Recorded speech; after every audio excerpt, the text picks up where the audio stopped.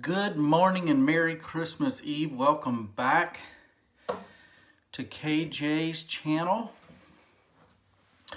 where I am just a pastor of a small town church and I ramble on about different things. Today our topic is going to be preparing for a special service.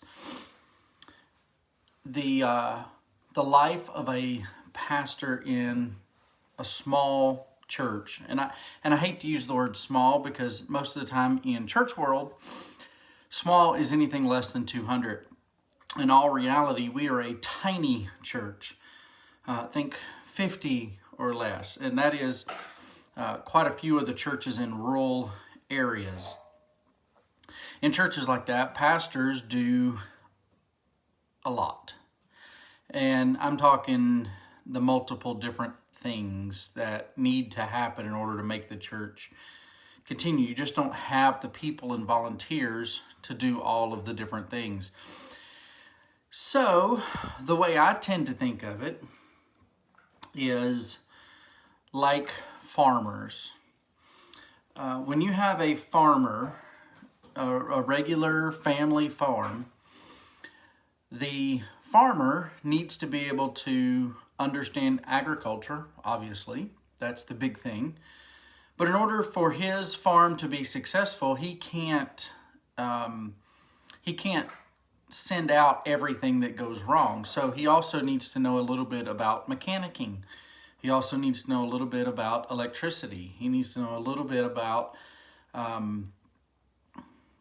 everything in order to make it successful. He can't always call out the specialist to work on things.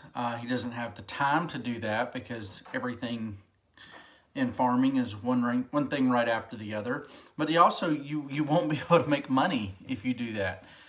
The small town pastor and small church pastor, tiny church pastor is very similar. You just don't have all of the experts. And so Sharon and I are not only the pastor, I do the pastoring, talk to people, preach, all that type of stuff. But Sharon also does a lot of the music. She does the picking out of the music, the singing, and all that kind of stuff.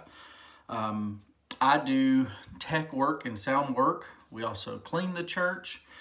We're involved in every little aspect that's there. So when we have a special event like today with the candle light service this afternoon, we got stuff to do to get ready for it.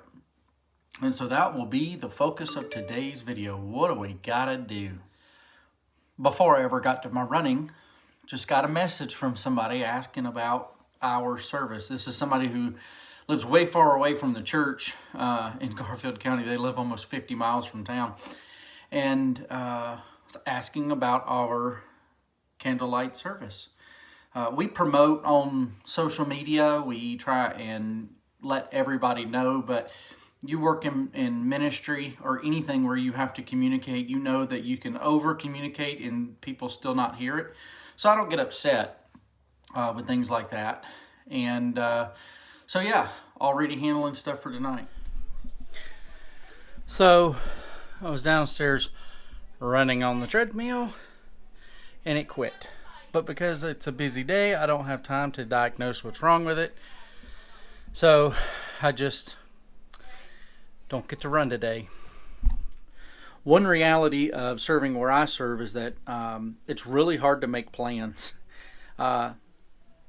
It's something I used to complain about a lot, but now I know I'm not going to change folks, so I've adapted myself. And what I mean by that is, like, I wasn't able to put together the order of service until today because I really didn't know how many people were going to make the commitment to play something. And so even today I had to add one more spot in there. And so what that also meant that if I'm going to keep the service around 30 to 45 minutes, I had to wait to know who's going to play so that I could gear my message to a certain time frame. So in my mind, I already knew what I was going to talk about in my main points, but as far as how much to explain and fill out and what type of illustrations I want to use, I had to wait till first thing today. And when I type out my notes, that helps.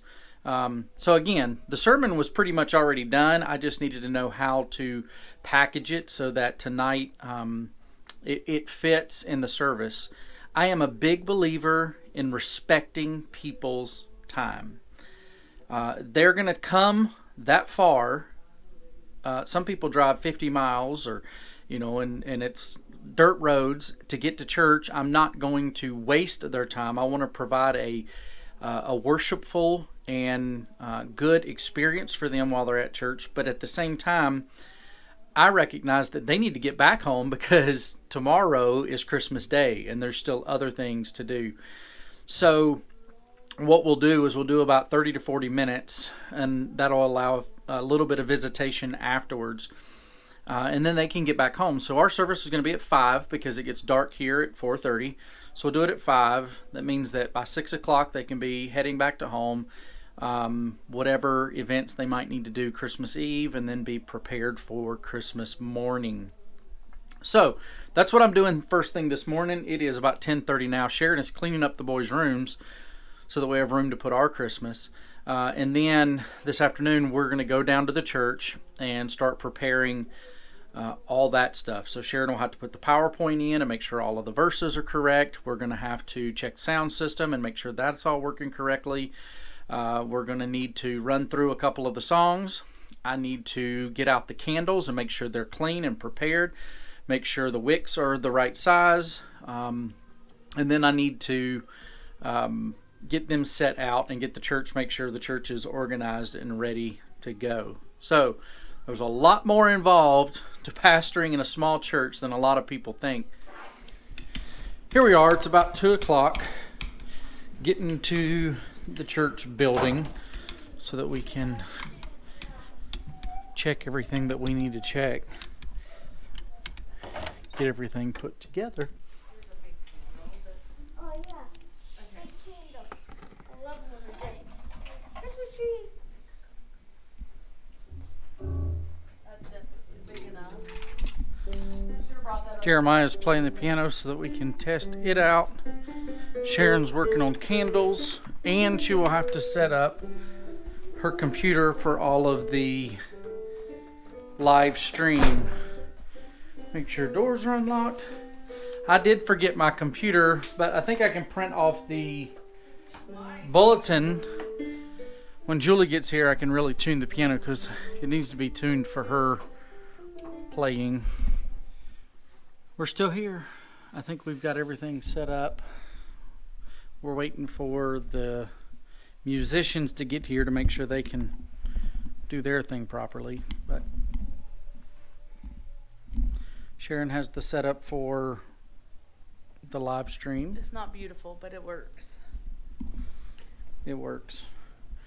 Here, I'll show you what it looks like from back here. And if you're interested, you can jump onto our church Facebook page and rewatch the video, because by the time you see this, it'll be done.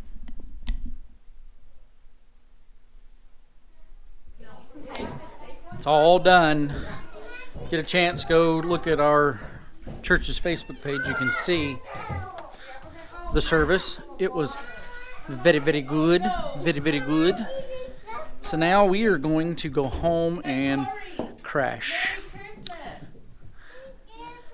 Merry Christmas, Nelly. See you guys tomorrow. Psych. I'm back. I wanted to do my end of the day. So yeah, that's the busy day. We're finally back home.